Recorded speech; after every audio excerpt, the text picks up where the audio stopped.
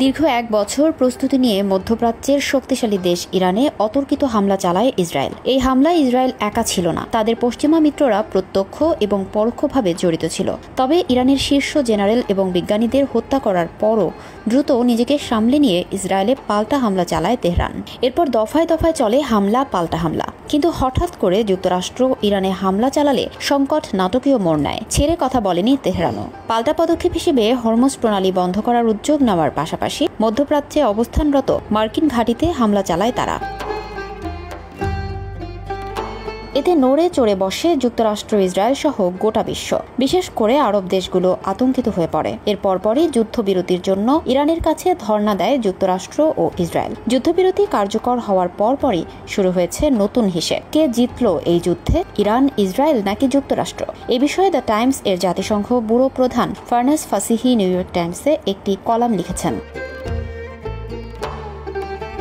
তার কলাম অনুসারে যুক্তরাষ্ট্র হামলা করার পর ইরান চেয়েছিল মধ্যপ্রাচ্যে মার্কিন লক্ষ্যবস্তুতে আঘাত হানতে। তবে তারা যুক্তরাষ্ট্রকে আরও হামলা করতে উস্কে দিতে চায়নি। ফলে বিপ্লবী গার্ড বাহিনী কাতারের আল উদেদ বিমান ঘাঁটি বেছে নেয়, কারণ এটি এই অঞ্চলের সবচেয়ে বড় মার্কিন ঘাঁটি। হামলার আগে ইরান একটি কৌশল অবলম্বন করে। হামলার কয়েক ঘণ্টা আগে মধ্যস্থতাকারীদের মাধ্যমে সতর্কবার্তা পাঠায়। এতে কাতার আকাশসীমা বন্ধ করে দেয়। যুক্তরাষ্ট্র আগাম সতর্কবার্তা পেয়ে সাবধান হয়ে যায়। কাতারে ইরান হামলা চালানোর দৃশ্য তাদের দেশের টেলিভিশনে দেখায়। এ সময় ইরানের রাষ্ট্রীয় টিভি দেশাত্মবোধক গান বাজায়। কাতারের আকাশে ব্যালিস্টিক ক্ষেপণাস্ত্রের ঝলক দেখানো হয়। উপস্থাপকরা ইরানের গৌরব ও বিজয়ের কথা বলেন। অভূতপূর্বভাবে ট্রাম্প ইরানকে ধন্যবাদ জানান। বলেন, আমাদের আগাম সতর্ক করায় কোনো প্রাণহানি হয়নি। তিনি আরও বলেন, তারা তাদের ক্ষোভ প্রকাশ করেছে। আশা করি আর কোনো ঘৃণার কাজ হবে না। এ বিষয়ে আন্তর্জাতিক ক্রাইসিস গ্রুপের ইরান বিষয়ক পরিচালক আলী ভায়েজ বলেন, এখন সবাই নিজেদের বিজয়ের গল্প বলছে, বড় যুদ্ধ এড়াতে পেরেছে। তিনি বলেন, যুক্তরাষ্ট্র বলছে তারা ইরানের পারমাণবিক কর্মসূচি পিছিয়ে দিতে পেরেছে। ইসরায়েল বলছে তারা আঞ্চলিক শত্রু ইরানকে দুর্বল করেছে।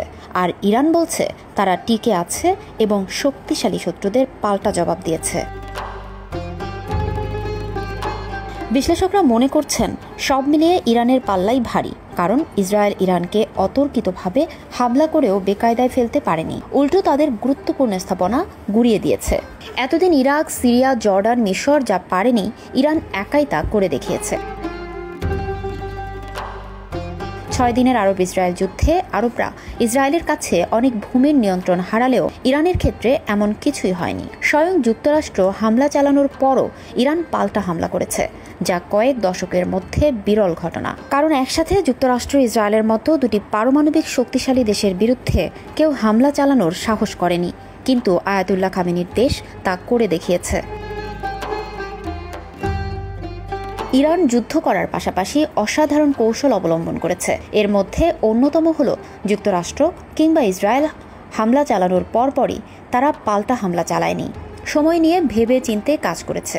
এতে রাশিয়া, চীনের মতো পরাশক্তির পাশাপাশি বিশ্ব জনমত ইরানের পক্ষে গেছে।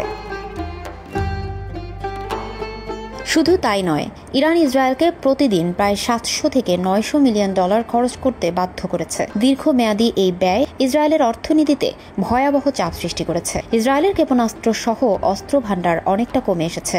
হাসপাতাল ও নাগরিক স্থাপনা ভয়াবহ ক্ষতিগ্রস্ত হয়েছে। বিদ্যুৎ ও জ্বালানি অবকাঠামো ভেঙে পড়েছে। যুদ্ধের প্রভাবে সমুদ্র বন্দরে রপ্তানি বাণিজ্য প্রায় থেমে গেছে। জাহাজ পরিবহনে বিমার হার 3 গুণ বেড়ে গেছে। স্টক মার্কেটে ধস ও অর্থনৈতিক অস্থিরতা বেড়েছে। বেসামরিক জীবন বিপর্যস্ত হয়েছে। বাজেট ঘাটতি ও উন্নয়ন ব্যয় সংকুচিত হয়েছে। যুক্তরাষ্ট্রের উপর নির্ভরতা বেড়েছে। সর্বশেষ ইসরায়েলের ভেতর দীর্ঘমেয়াদী যুদ্ধের ভয় ঢুকিয়ে দিয়েছে ইরান।